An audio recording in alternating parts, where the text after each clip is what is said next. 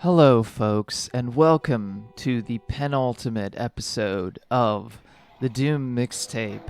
And here it is Christmas or Christmas Eve, depending on what time zone you're in when you're watching this. Um, yeah. So I have two episodes that I'm finishing out Doom Mixtape with, as I said. But I'm just gonna post this one today because it's the most explicitly holiday related, and then we'll move on to the next one in about a week. So I have two maps for you, both by Dragon Hunter, a member of the Russian Doom community, also known as Alexander M.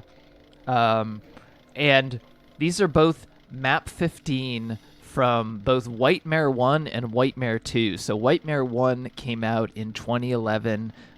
It's a mostly speed mapping set themed around winter by the Russian Doom community, and it was done kind of in the midst of when they were really starting to take off with doing map sets. Sacrament came out the same year, and Alt came out in like early 2012.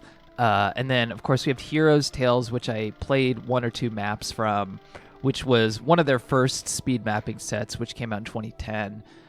So this was a big thing that they did. They did speed maps based off of like particular themes. However, both of the maps that I'm showing you are some of the handful of maps that were not actually speed maps, but were put into these sets, probably just to make them more interesting.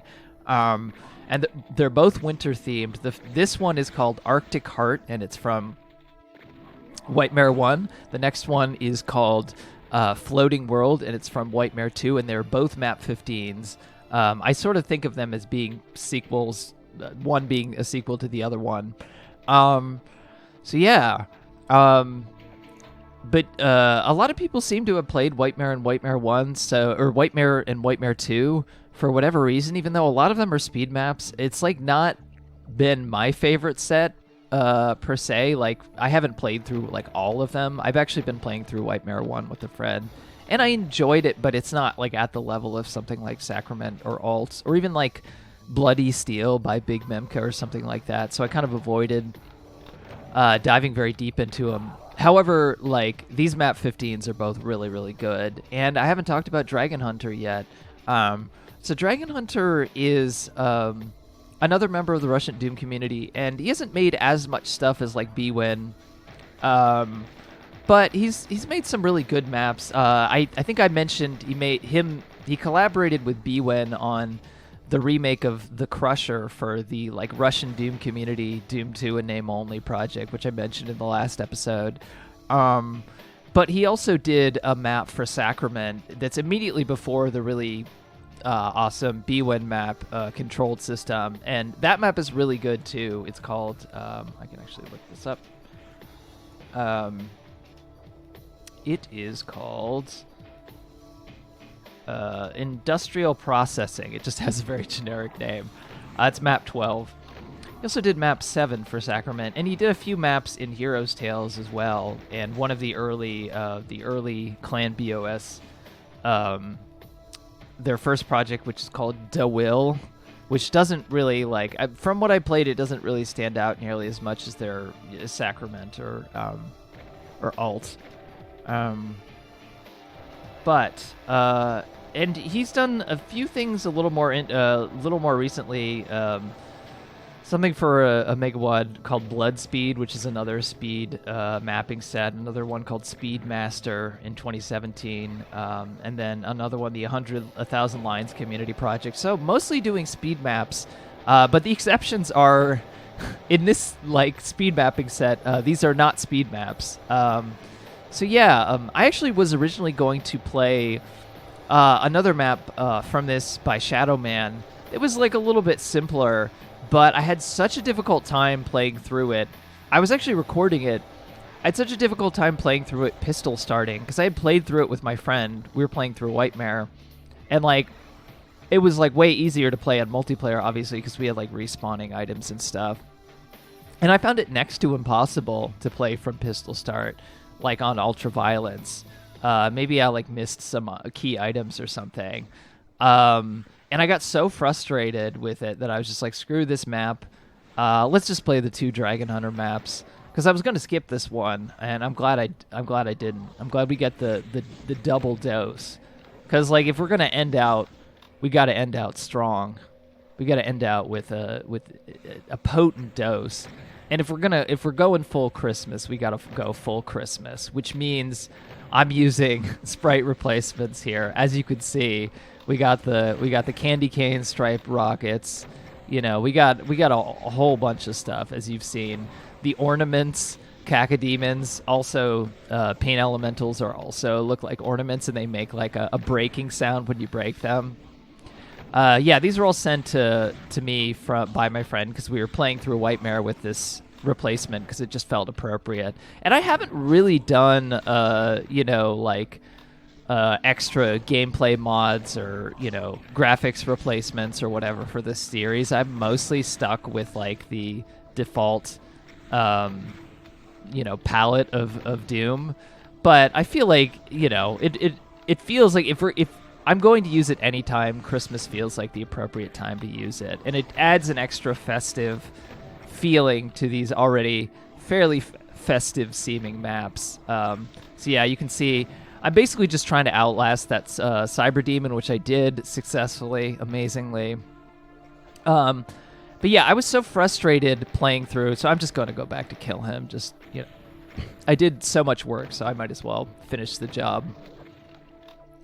But yeah, I got so frustrated playing through that map on Ultraviolence by Shadow Man. I was actually going to play map, I think, 12 or 11 from Whitemare 1. Map 11, Nord Keep. And the ending just frustrated me so much that I was like, screw it. I'm going to turn these maps down to hurt me plenty. And it's like, I probably could have done them, Ultraviolence, but I don't know. I think, like, generally Doom WODs are too hard as it is. And especially, like, when I'm recording something, I don't want to, like, constantly have to keep practicing the map or re-record a bunch. And these are so much about the ambiance anyway. These maps that it really doesn't matter. It's, like, about the experience. And I still struggled a little bit anyway, so I wasn't really... like, having just, like, failed miserably through, like, a map, like, recording previous to recording these, I was, like, not in the mood to be playing stuff on UV, so here's the Pit of Despair. So, yeah, the main area I'm trying to get to is that big area up in the, up sort of to my left right now, or to my right now. And it kind of reminds me of, like, BeeWen's Controlled System, the Sacrament map, or something like that, something else like that. I don't know. There's something very, just this, like, feeling of, like, ancient ruins or ancient structures. And I could just go up the staircase there, but I decided to pick up the plasma rifle, which means doing this. So yeah, I end up dying, like, way too many times in this pit of pinkies, which, like, given the ammunition I have is a little bit embarrassing. I mean, I don't like dealing with this many revenants. I don't like revenants in general. I don't care what people from the Doom community say. Like, I know that you can, like, bait them and have them punch at you, but, like, I just do not find fighting lots of revenants enjoyable. I find them really annoying and obnoxious. I mean, pain elementals are, of course, obnoxious too, but, like, you don't usually see much of them. And they're, like, easy to just bypass if you just fucking go right up to their face. So if you're in that situation, if you're not, like, God help you, but... And, like, there are other enemies, like Arachnotrons, can be very annoying because they fire really, really fast, but... I think, like, people tend to use them appropriately, though. So I'm like, if I get annoyed by an Arachnotron, it feels like that was my fault. But by Revenants, like, people just tend to overuse Revenants. I know, like, people used to complain about everyone overusing Chain Gunners. I think people totally fucking overuse Revenants. I'm sorry, but like, I'm not on board with, like, this incredible Revenant use. But yeah... So I don't know, like, I wasn't really sure what exactly I wanted to talk about for this episode. I actually was like going to record a holiday episode of my music podcast, Kitchfork, but we're like so far behind schedule that it just didn't happen. And I wanted to share a little holiday story with you all of 20 years ago. I'm trying to think about how I can relate this to Doom, but it's gonna be a stretch. But yeah, I also wanted to just talk about like what it is about these Russian Doom community maps. So there are some authors that I haven't even talked about and won't even get to, like Big Memka, as I mentioned, because Bloody Steel came out in 2014, and that's a really good set. They're like Shadowman has made a ton of stuff, very prolific. There's of course Eternal, who was kind of like the first really big Russian Doom modder, who I imagine was probably pretty responsible for what came after, because he was quite well known in the 2000s, and he was somebody who made things of a certain style and sensibility that kind of carries over a little bit to these modders. But there really seems to be something from the period of like 2011 to 2014-ish, 2010, 2011 to 2014-ish, where the Russian Doom community was just kind of on fire with making these things. And I'm not really sure exactly what it was. Now, obviously, like Azamael, who is my favorite of that community, is not even Russian. He's Ukrainian, and everything is made much more complicated, especially like after last Christmas, I did an Azamael themed episode. One of the maps, or two of the maps being from Heroes Tales, which was the first of the big speed mapping sets that Whitemare is part of. And also Dragon Hunter contributed to. But it's obviously very complicated by the fact that, yeah, like now Russia declared war on Ukraine and just started invading, and so many, like this community, I'm sure there was a lot of overlap between Russian and Ukrainian members, so it's just like really horrible. And it makes this all kind of more depressing and dark to think about. And also, like, you know, like I'm an openly LGBT person. I'm not like afraid to talk about that stuff, even though I don't talk about it like every video or whatever. And you know, the environment for LGBT people in Russia is really bad. Not that it's not bad in a lot of ways, especially right now in the United States, but it's like, you know, obviously far worse in Russia.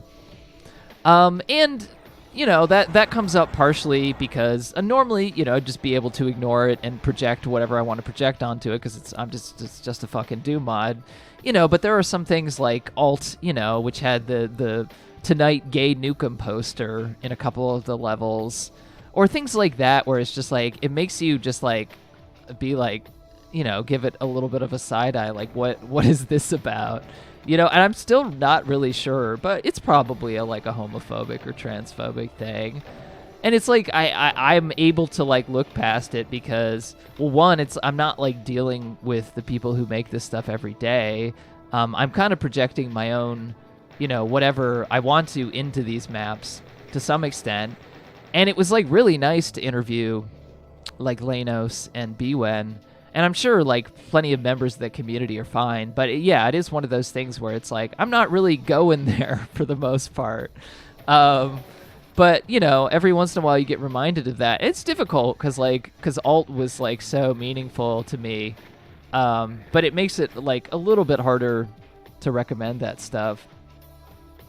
But yeah, I mean, I really think what it came down to is when I played Alt for the first time. So I made a thread back in, I think it was 2012, where I was like, you know, what are some examples of maps that are strange or unconventional or unusual or interesting? And because there was a set that called Wonderland, I think, that had came out by Fiendo Hell, and there's some interesting ideas in it. Like the actual design is really frustrating, but like visually, there's a lot of really cool ideas. And there's some other examples like that that I listed. And someone's like, oh, this Russian Doom mod Alt has some interesting stuff in it. So, like, I remember I opened it up and I warped around a little bit, and I was like, huh, there's some kind of cool spaces in this, like, especially towards the end. And then I didn't really think that much about it because people weren't really talking about it. It wasn't really like it wasn't really a big event or anything when it released. And then I saw the review by the One Man Doom blog by Kamexi, or however you pronounce it. I'm sorry if I'm not pronouncing it right. And just the descriptions on the levels, like he kept talking about how each level was like an adventure. Like he kept using the phrase another Azamael adventure. And just like the names of the maps being so cryptic, even the screenshots, and there was just something about it where I was like, wow, like this isn't just another map set that has some cool, like unusual maps in it. Like this is actually like trying to tell a whole story, and like these things sort of flow into each other. And so I started, playing through the whole set proper, and I was like just kind of blown away by how much it really holds your attention the whole time. I mean, especially like the first half of Alt up to map 15, and then even like once you get past like map 16 is good, and then 17, 18, 19 I think are not as good. But then once you get to map 20, it starts to get good again. And some of the final maps are really good too. And it's like, wow, I've just never seen this like kind of consistency, but going for this particular kind of storytelling or tone.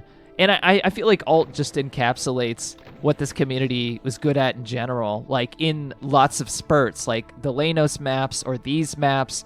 Like you see it in glimpses. Even Sacrament, like the later maps are definitely like where, are great. And then that first Lainos map, map 2 is really good.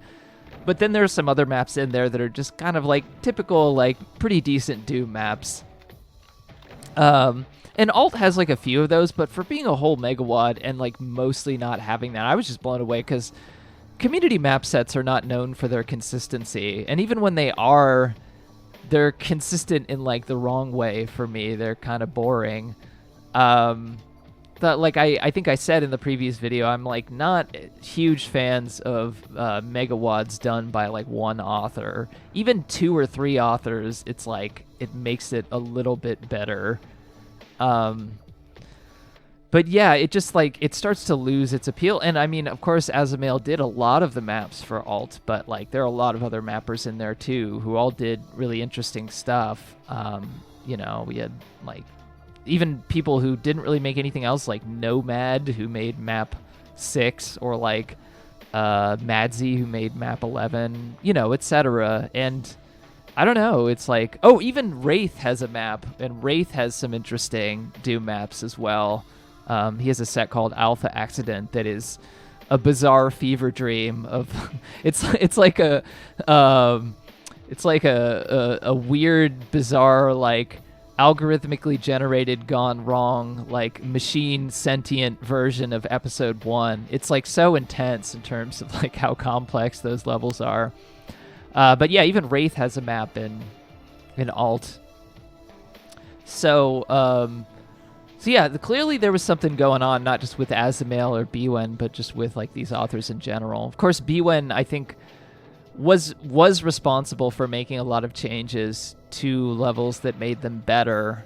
But even still, like that sensibility that something was in the air, and I'm not sure what it was. And there are plenty of Doom mods that I played contemporaneously that are trippy or weird or do interesting things, but it's not really just that. It's that it feels like it has a story, and there's some kind of like feeling of like, it's like this lost ancient world or something. Like there's some kind of it's like the ruins of something. There's an ideology there. There's like something more there. There's a juxtaposition of elements that is really hard to put into words. It's very like poetic feeling. And this area here, which again reminds me of some of the areas in Controlled System, really sort of captures that. Like you spend all this map being on kind of the outside of this. I actually think I like the atmosphere of this map more than the next map, even though the next map is a little bit more extensive. I just like the nighttime atmosphere and the fact that like it really revolves around this area, and the ending area is really nice too, and it recalls again some of the better maps in Sacrament and of course Alt. So it really just brings me back to that place, just so adventurous, but also like and kind of dark and poetic. But there's just something there. There's something that you can't really describe, and it's really hard to put into words. And I think that's what really makes these maps magical. And of course, after a certain point, that was kind of gone, or you don't see that as much, even from the mappers who were active at that time. So I don't really know what it is. But you know, if we're comparing this to like I said, there are so many. I don't know. I don't want to complain about boomer shooters again, but there are some like interesting, you know, boomer shooters games that I like. And there are some like Dusk, you know, I really liked, and I liked a lot of Medieval.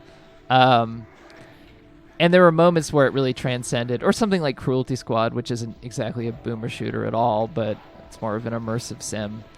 But a lot of this stuff just doesn't, like, it misses something that is in these Doom WODs.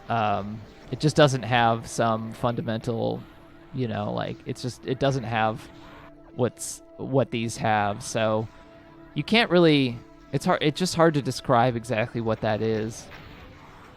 But I like the combination of something that is, you know, relatively fast action, but there are puzzle elements, and you're exploring, and the world is like larger than you. I actually played through the first Tomb Raider recently, and it has some of that feeling, but even that like is a little more clunky and like just not as easy to kind of get through as something like Doom is to me. So I don't know. There's just something about it. There's something about areas like this. It just really, it makes you feel something while you're playing it. It really makes you feel like intense. And I guess like if I hadn't have played Alt, really, I don't think I would have started this whole Doom Mixtape series in general. I was going through a whole phase of like, you know, playing maps like where I'd play one map in a set, or like one or two maps, and there was just something about that one map that just like blew me away. Like the silos in Memento Mori is like one example. Or like even like in Reverie by Valkyrie Force, who is recently still very active in the Doom community, recently released a WOD. That map, the Tech Towers that I played, like it's just like these one-off like maps that just like feel so self-contained and moody and interesting, and like they just are worlds unto themselves. And I got so fascinated with like specific moments and specific points. I don't know. I guess it was just like a time where I was getting fascinated by like specific songs, or like even specific pieces of music, like in a video game or something, and just like feeling disappointed by the whole. So like really focusing on specific points that just felt super, super inspired, and like everything sort of came together. And with Doom WODs, like so much of everything is that. I think that's why I like community map sets, or like, you know, there's like mappers that just are on their own weird, interesting thing. Even in that map that I played in from Nova the Birth by Kill Death, who's barely made any maps, like there's just something about that specific map or that specific mapping style. And I think I don't know, that's why I just got interested in it, because it's like usually you just see most of the way that people engage with these things is they engage with the whole, but then it's like a full playthrough, and it's just this overwhelming experience, and it's oftentimes really a slog to get through, like if you're playing it on you know, ultraviolence. And a lot of these maps can be really hard, and like I just don't have time to play through a lot of them. I don't have the patience. Like if I was losing interest, then I just didn't want to keep playing. So, but of course we have YouTube, and like, you know, that's something we didn't really have when I first started getting into playing Doom WOD. So I started looking up playthroughs of stuff, and then, you know, just like literally warping to particular levels, or like utilizing the one-man Doom blog to like figure out, okay, where's something, because I didn't really trust any of the recommendations that I was getting from people in the Doom community, that like, because it just didn't feel like there was a real differentiator between quality. Like there were a lot of people who are like, oh, you like trippy visuals and play this, and it was like a trippy visual slaughter map or something, just something that didn't feel like, it just didn't feel the same way. It's not like, it's not really about the trippy visuals, it was about something else. And like I just wanted that specific feeling, but I didn't know how to like express that that's what I wanted. I didn't know how to express it to other people, and it seemed to be not what other people wanted either. So here's the confusing thing. I do have all the 3 of the keys here in order to get into that ship, that final ship area, which is very neat. Reminds me of the little ship from the Azamael map in Sacrament. I think it's map 11. But I need to go back and like activate some switches that are nearby, so it shouldn't take me too long at all. But I like this little shrine. Excuse me. I like this little shrine because like it turns it into a Christmas tree, and I'll make that the image preview. It's just this Christmas tree. So it just makes it feel like, oh, this is the shrine to Christmas. I don't actually know what the sprite is in the original. Although there are levels in Whitemare and Whitemare 2 where they made their own sort of facsimiles of Christmas trees, but just not the maps that I happen to have played for this. But yeah, we hit all 3 switches. And of course we have an arch file. I'm sure there are much more enemies here on Hurt Me Plenty, and I am very happy to not have to deal with them. So this is one thing where I was starting to get really concerned, but it turned out I just needed to hit all 3 switches over here, so it wasn't that big of a deal. I hadn't really played through this map before, actually. I played through it a little bit, but I never actually finished playing it, and I really enjoyed it. Like I said, I think I actually might like this map better than the next one, especially in terms of the atmosphere. It's really so cool and unique. The music, by the way, is, again, from this game called Chaser, which is like an FPS game, I think, from the mid to late 2000s. And they used it a bunch. Like, they used it a bunch in Sacrament as well. So it's like an OGG format, OGG format. But yeah, I mean, it does add an extra atmosphere, even though it's mostly ambience. Like, it's mostly ambience. Just hearing that, like non-MIDI sounds does add something just a little bit extra to these maps. So yeah, we see they've gone down now, and we have this final ship area, which is really nice. Of course, I took a screenshot. I like the little bow on the shotgun. Actually, you haven't heard it yet, but you might hear it in the next episode. When you blow up the imps with rockets, or when you blow up anything with rockets, you hear a ho, ho, ho, Merry Christmas. Also, zombie men are Santa Clauses, and you just haven't seen any of them, I don't think, on this level. There's like 1 or 2 on the next level, so you'll at least see Santa.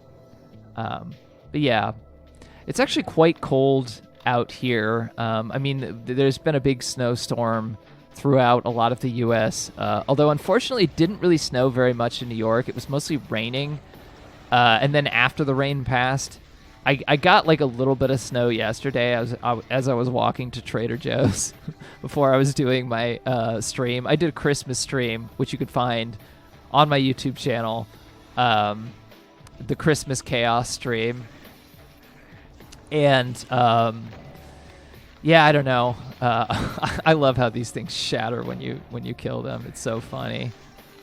It's the most inspired part of this this like sprite replacement. But yeah, we didn't get that much snow, and now it's just really cold. And like every time we get precipitation, it seems to warm up, and then just enough for it to rain and be miserable, and then it gets cold again. So we haven't gotten much snow. I only got to see a little bit of it on the way to the Trader Joe's yesterday, but I was happy that I did. It's like so windy out too.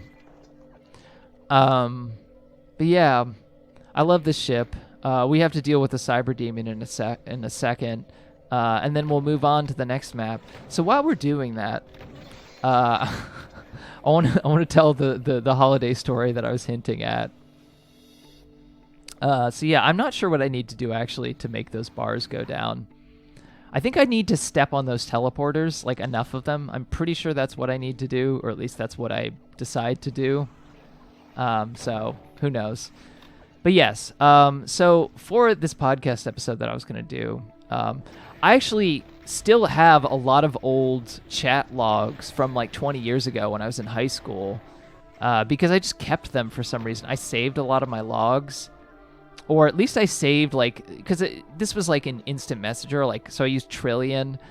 I think I used another program at some point too, but the Trillion logs are the ones that I saved. Maybe I saved the other ones too, I don't remember.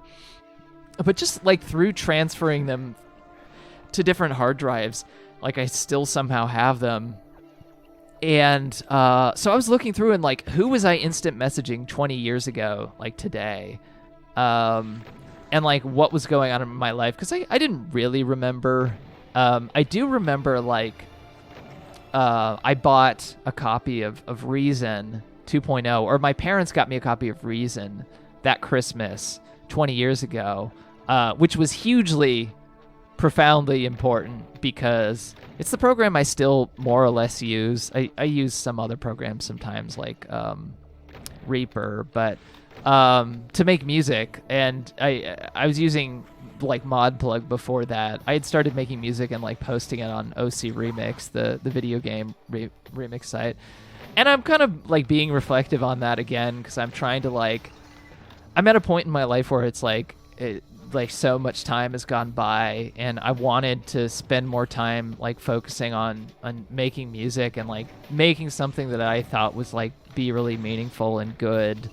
And like most people have successful music careers when they're younger, and I'm 35, so there are moments where it just feels like, well, it's over. But I just had a lot of things happen this year where I'm just like, I need to do this because I'm just kind of running out of steam in so many different ways. And it's funny because stuff like Doom maps doesn't really zap the energy from me. I guess talking about them for this does, but by the way, this is from the Christmas sprite replacement WAD. The Santa Claus is coming to town. It's not what is in the default sacrament, but you know, it's appropriate. We got our little friend there. I actually forget the name of the rabbit. I'm gonna look this up. Doom rabbit name. Daisy, right? Okay, that's Daisy there. Daisy's head on the top of the tree. Those poor demons. They just they kidnapped Daisy, they killed her, and they put her head on the top of the tree. They ruined Christmas, really. Oh, but yes, we're going directly into map 15. And you can see this map is so extensive. Obviously, it's not a speed map. It is in a set filled with a bunch of speed maps. The music is also by the artist Cell. It's called Floating Retention. So this is yet another map by Dragon Hunter. I don't quite like the atmosphere quite as much, but it's super impressive, interesting map. Of course, uses the room over room trick that a lot of Doom WADs do to make you be able to walk over here, which is of course nice. And I guess that's where the floating world part of it comes from. But yeah, I got Reason for Christmas 20 years ago. I was looking what else I got for Christmas, because I didn't know, obviously. I don't remember these things that well. I did remember getting a couple albums that we were going to talk about for the podcast, but it's whatever. I got an album by Granddaddy called Concrete Dunes, which is like a B-side compilation from my parents. It's like an album that the band didn't give permission for that label to release, so it's kind of weird to own something like that. And then an album by the Flaming Lips, Transmissions from the Satellite Heart. Those were two bands that I was really into 20 years ago. And yeah, I started making music more with reason. I sort of, like I said, I was having these moments lately of just being like, feeling like I'm running out of steam with so many things, and I've just been kind of running on fumes in a lot of ways, for a lot of things. I sort of felt that about Doom Mixtape, and just that I was only occasionally doing the episodes, and then the commentary that I was doing wasn't very interesting, or wasn't as interesting as it used to be. I didn't feel like the same level of excitement. And the thing is, like, I do want to make more Doom maps, because Doom has been something I kind of always followed casually. And so I don't imagine that going away anytime soon. But it being like any sort of professional obligation, anything like attached to my Patreon or whatever, just kind of, I guess, was making me sad. And then just having a bad time, like, this semester for, like, teaching some of this, and just, like, with other things, like, just, like, a lot of things are not going right in a lot of different ways. And it just made me reflect on, like, wanting to focus more on that, because it's like, so much of my life and identity has been in these online communities around video games, and I kept feeling like for years, like, is this all there is? Like, is this what I really want? Oh, here's our Santa. Yes! Bye, Santa. By the way, this area is a nightmare on Pistol Start and UV, but it's, like, much more trivially easy on Hurt Me Plenty, which is, like, I'm kind of sad that you missed watching me fight a spider mastermind here, but I'm not really that sad, because this was a nightmare previously, and they just replaced it with a Baron, which is, like, way easier to handle. There were a lot more revenants too. I played through this map previously on UV, because it was so extensive. Oh, there we go. You hear the Merry Christmas. But yeah, I don't know. So many of my life is spent around these communities doing video games, and I kind of, like, in some way, it's like I always wanted these things to be hobbies, but I didn't necessarily want them to be a career. And so much of commercial game development isn't even really about the game development. It's about, like, marketing and presentation and, going to these events and whatever. And I have gone to a lot of events, so I guess I'm, like, lucky in a lot of ways, but it just, like, just whatever it was that, like, compelled me is long gone. And I sort of was already feeling that way, I don't know, about 2015, when I decided that I was going to quit games at the end of the year. And then, like, I didn't really have any other pathway or anything else planned, and I didn't have much else going on, so I ended up teaching and doing other stuff later, doing game design stuff. So that never really happened. And then even earlier this year, I streamed at one point, and I was like, I'm going to quit games. Like, I'm not going to do this anymore. But I kept hedging my bets, like, over and over and over again, because that's, like, where the, people kept saying, oh, like, I liked your writing or whatever. And I think after a certain point, I just realized it's just, like, I'm not really happy doing this, like, in a professional context. And I'm not really happy necessarily feeling obligated to, like, do these videos where I talk about these maps and try to say something interesting, or try to, like, communicate, like, game design wisdom, which is, like, one of my least favorite things to do. But it's, like, increasingly I was getting in that mode of thinking about stuff because I was teaching, like, a game design class. And, in so many ways, it's like, oh, I should feel so privileged. I should feel so privileged to be able to do all these things, but I didn't. Like, I just felt kind of unhappy doing a lot of these things.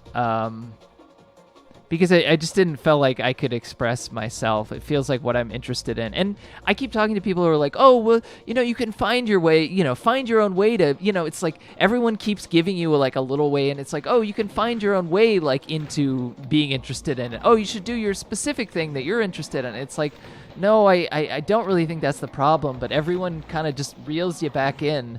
And that's the problem when you like are too attached to those spaces, and I have been for so long that I just need to pull myself out of it. So yeah, I don't know exactly what I'm doing, and I don't mind like playing Doom maps or making streaming or anything like that, but it's not professionally. Not that this is really a professional thing per se, but it sort of is. I mean, it's sort of tied to Patreon. So anyway, yeah, that's kind of why I was in that reflective mode. And that's also why I decided, not to do Doom Mixtape anymore. I was thinking maybe I could do some video essays, and I might try some like edited video essays about other games and stuff, but we'll just see. I don't think I want to get too committed to doing something like that, because I know a lot of people who do it are miserable. So just because of the grind, even doing a podcast, the grind of editing the episodes really wore me down. So yeah, I don't know. We'll see. The other holiday story that I was going to say here, by the way, we're going around the level and picking up keys right now. I need, I think 3 keys. But then there are 2 extra bonus keys. One that I can get in this secret over here, which I didn't go to yet. Oh, now I am. Okay.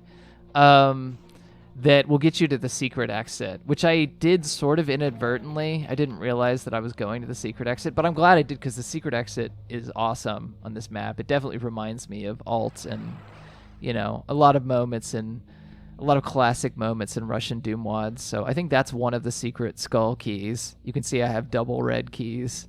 That's what happens in Doom when you pick up the skull and the key card. It's actually confusing, because I think in the original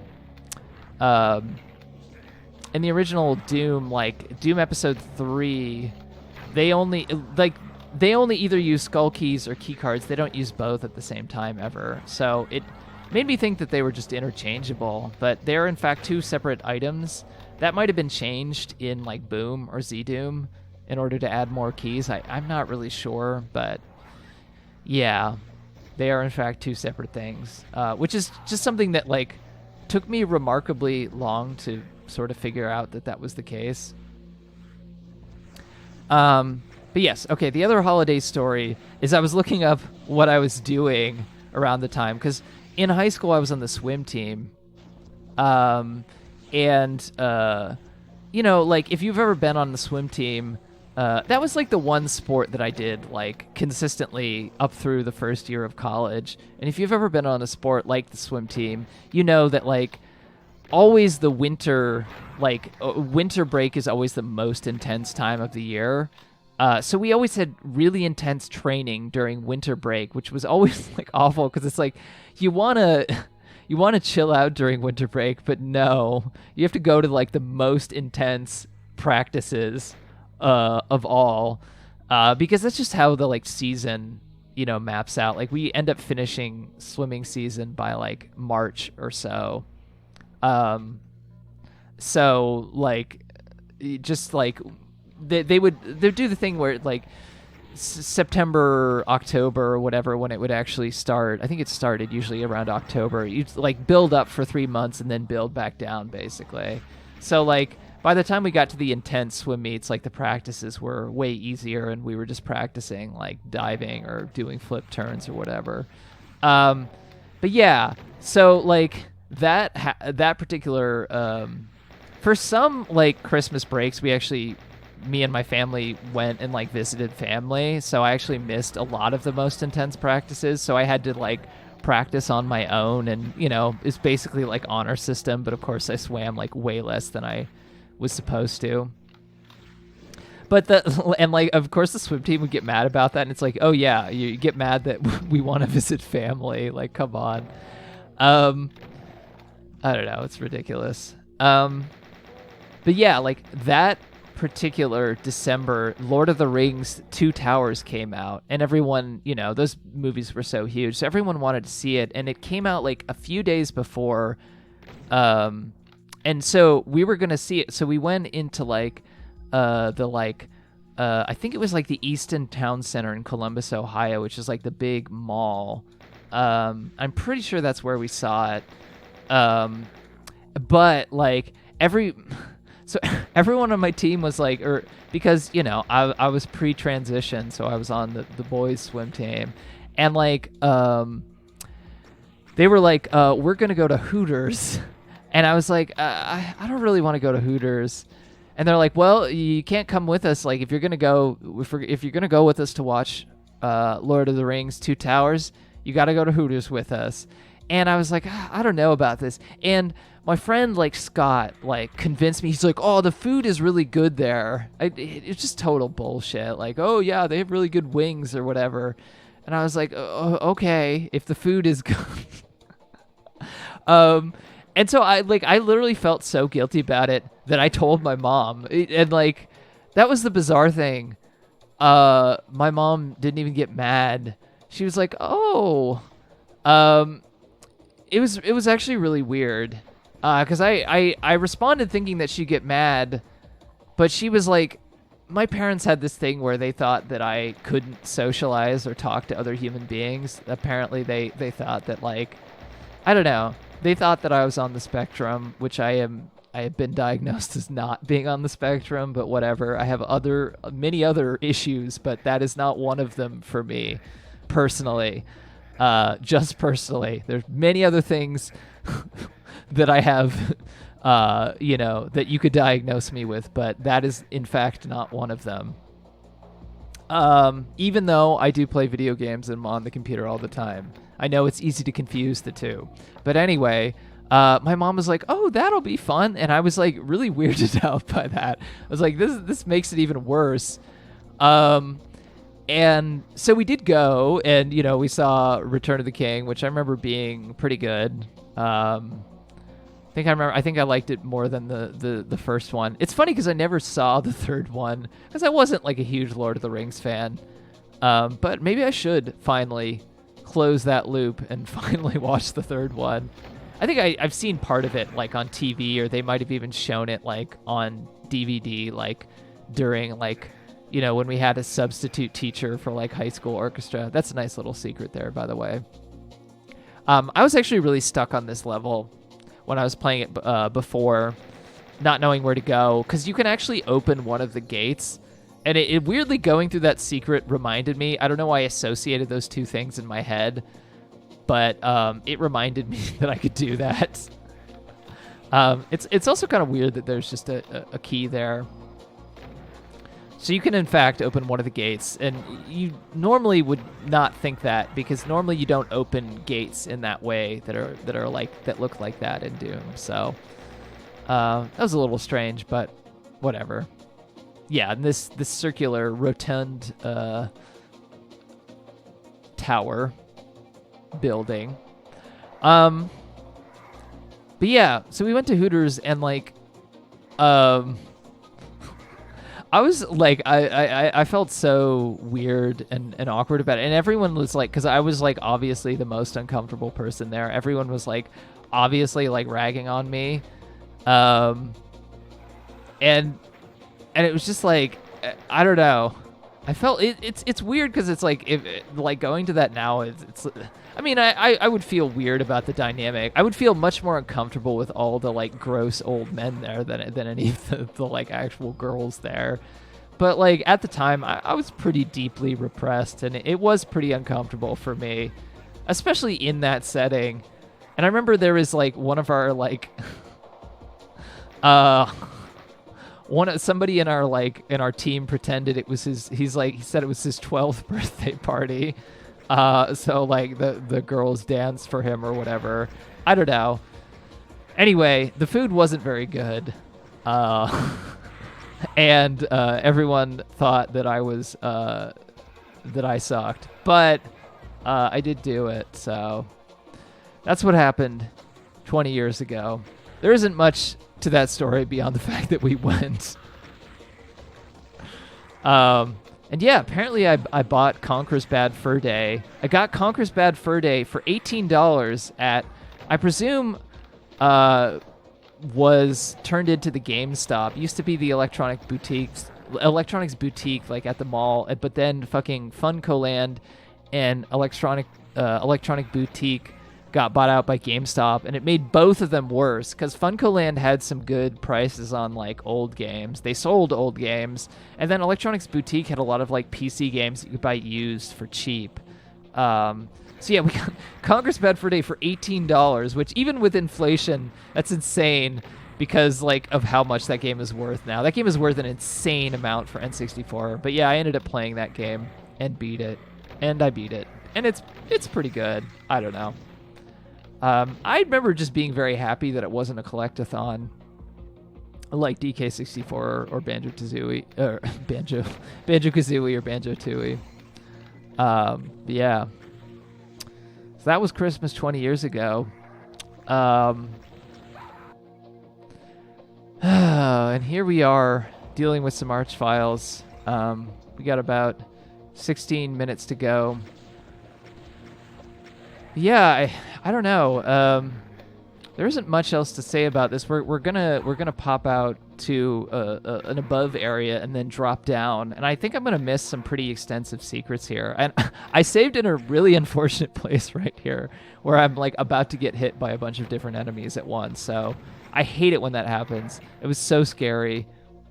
I was really afraid I was stuck there, because I really don't want to cheat on a video. Like, I know that you can just like give yourself invulnerability or like resurrect yourself or whatever on GZ Doom, but I'm like really trying to not do that. So this key down here, I don't know if you actually need it. Maybe I do in order to get that secret map. You can just like snake around here. I just got it. I thought it was like maybe cosmetic, and then I was like, oh, okay, maybe I can get this. It's so funny because I wasn't trying to get the secret map, but I just happened to do everything that I guess I needed to do. I thought I was stuck here too, but you can just activate these and make them go down. I really like any sort of area where there's like uses the bookshelves. It's like very vertical and like a library. Actually, another map that I was going to do for this, I was going to do a map for from Bloody Steel, which is definitely recommended, especially like the first 5 or so maps in that set. Eventually it becomes like a slaughter map, a bunch of slaughter maps, and I don't like those as much. Or maybe I think it's like the first 6 maps actually for Bloody Steel. And I was also going to play a map from a set called Legacy of Heroes, which was more recent, I think from 2019.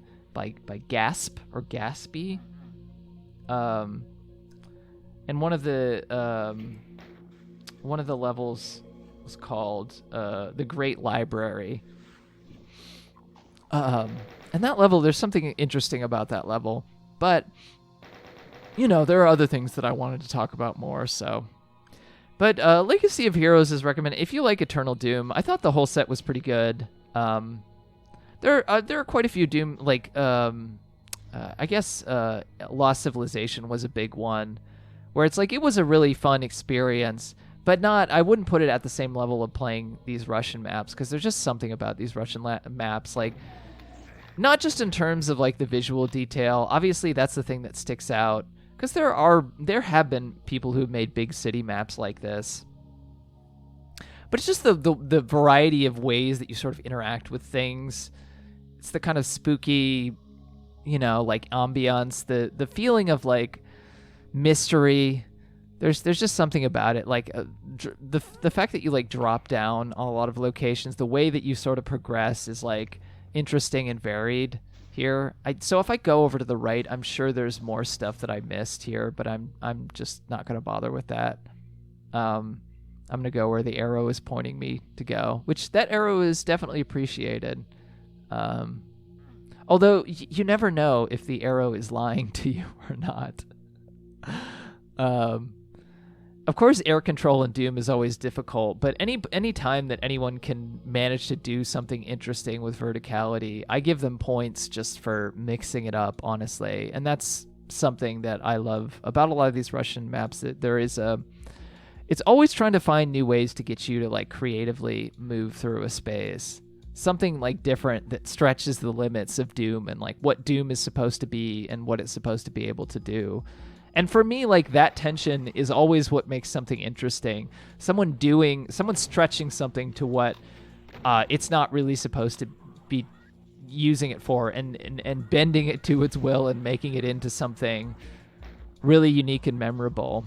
And that's what I hate about so much of the writing about games like Doom, that I feel like can be reductive, where it's just like, oh, it's like a first-person shooter. The interesting thing is the combat and running around, and that you run fast and you dodge enemies, and it's like, sure, that's an element of Doom, but there's so much more to this game. It's just the element that people have chose to focus on because everyone privileged this kind of approachability, and the fact that it has like a fast frame rate and all the stuff, which did make it, translate better into a modern era than a lot of other stuff did. But that's not the thing that keeps it interesting. That's not the thing that like keeps you. There are plenty of games that are fast. There are plenty of games that were made in the 2010s that are fast or have good controls or whatever. But that's really it. Like there's nothing else. There isn't like these other elements to them. And that's what's so interesting about these Russian Doom mods, how they really cut against that argument, that way of thinking, which I think is so reductive. But like, freaking game design is filled with those people, both in academia and in YouTube videos and critics, bloggers, whatever. It's filled with people who want to reduce something to a specific like design elements of, and they want to not talk about the visuals. They want to not talk about so many of the other elements of a game, and it just like it's so endlessly frustrating to me. And these Russian maps were such a good case study in something that it isn't that isn't just about systems and dynamics, because they talk about as if like level design doesn't exist, as if the only poetry that can be had playing through something is through the combat and the interplay of things, and letting it flow as best as possible or whatever, which like this situation that I'm playing through right now, it's a nice big confrontation. The monsters are infighting. I'm having a good time. The monsters are doing something weird, which is teleporting around, which I think is a really interesting design choice here. This is like an enclosed arena, and I think it's a really appropriate thing. And there's a cyber demon, but there's so much like, you can see I just keep running around. I'm like able to survive this for the most part. I think I die once or twice towards the end, just because of like enough ammunition, enough health is provided, but also like the warping around just makes things interesting. So it's just fun to run around and like see that happen. But even that's a really interesting a design choice that's very particular to this level that the author is making, Dragon Hunter. So I don't know, like this idea that like that level design is just about letting the dynamics of the systems play out in their most beautiful form. It's like it's like neoliberalism of game design. It's like there's just something deeply unnerving to me about that, and the ways that these Russian maps just like cut through that idea by doing things that you're not really supposed to do, and just finding their way to force it to do that and to make it work and to make it interesting. It's just proof that whole approach is bullshit to me, in my opinion. Of course, like, people wouldn't still be playing Doom if the combat wasn't good or interesting, of course, but there's so many other elements to it, like, and I don't know, that's just what's so frustrating to me.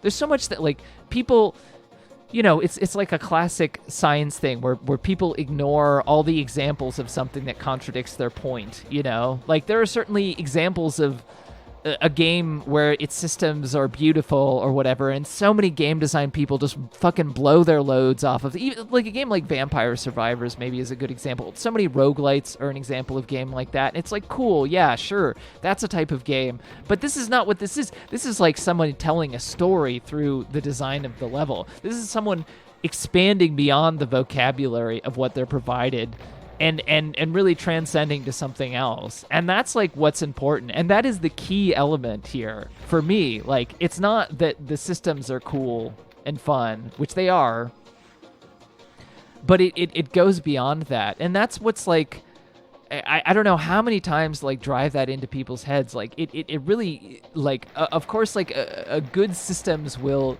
provide you with something that provide you with a good baseline, but you need to actually do something with it, you know? It's like having good production on an album or something, having musicians that are skilled technically, you know? Just because you have those things doesn't mean you have a lot of other things.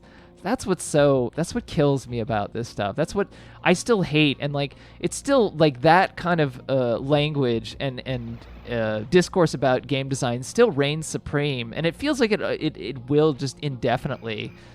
And it just like, that's what I hate about teaching game design, because it just like, you can teach what you think, like you can teach what you have observed to be true, but there's just so much literature there. There's so much like critical discourse around something else, and people just consistently ignore the existence of things that are counter to the contrary of it because, and it's easy to ignore something like this because it's not made in the context of a successful commercial game. The moment that something becomes successful and commercial, then people will talk about it. But anytime up to that, if it's from a free game, if it's a game that's non-successful, if it's a fan mod or whatever, people are not going to talk about it. It doesn't matter for that same. It's all about the fucking market and how the market determines everything, and how that is a proof that this is what the people really want. And it's just fucking bullshit. Like that. I mean, no one would be continuing to play this game if people just followed the whims of the market. Like, there's no reason to do it. I hate it. I hate that way of thinking about like game design. Okay, so here's the final frontier. So right now I can't figure out how to get I like the Santa suit instead of the we haven't seen that I think barely at all in these last two levels, so I'm glad you all got a chance to see the Santa suit. So I want to get that last key so I can go to this other area that's locked off by the yellow key, but I'm not able to get to it. And I thought that maybe if I jumped well enough, then I could do it. But that teleporter just sends you back, because that teleporter is actually for going for the other side. So I was like, okay, this is gonna be hard. You know, I'm not even gonna bother with this. Let's just like exit. You know, I'm clearly missing something. But then this spider mastermind appears right here, and I'm like, okay, I actually don't really have a lot of health. I don't really want to run past him, so I'm gonna hide in the corner here. And then I'm like, oh my god, this was the last piece of the puzzle. And boy, am I glad that I got the last piece of the puzzle, because I mean, the normal exit for this map is you exit through a boat, which you normally, which you also do, I think, once or twice in Alt and Sacrament. It's a cool exit, but this ending was just an appropriate ending here. So I needed all three of those keys in order to get this, which I didn't even realize while I was playing through it that I had picked up all three of those keys. I was like, wow, oh right, this is map 15. I can go to the secret map. So here we have the final area, and this is why I love these Russian maps. Reminds me of map 8 from Alt, which is like one thing and then it gets trippy and blue and, you know, stark like this at the end. It just so encapsulates everything. Like it's not just that the visuals are interesting or cool, it's the juxtaposition of things. It's the different elements sort of rubbing up against each other, you know. I know it sounds funny to say rubbing up against each other, but it's like, and that's like the thing that is so hard to convey, because people want to take one element or they want to take another element, and they don't know that like it's the tension, it's the things butting heads against each other that makes something really memorable and makes it like actually work. because that's not something that you can easily diagnose and like talk about in a straightforward way.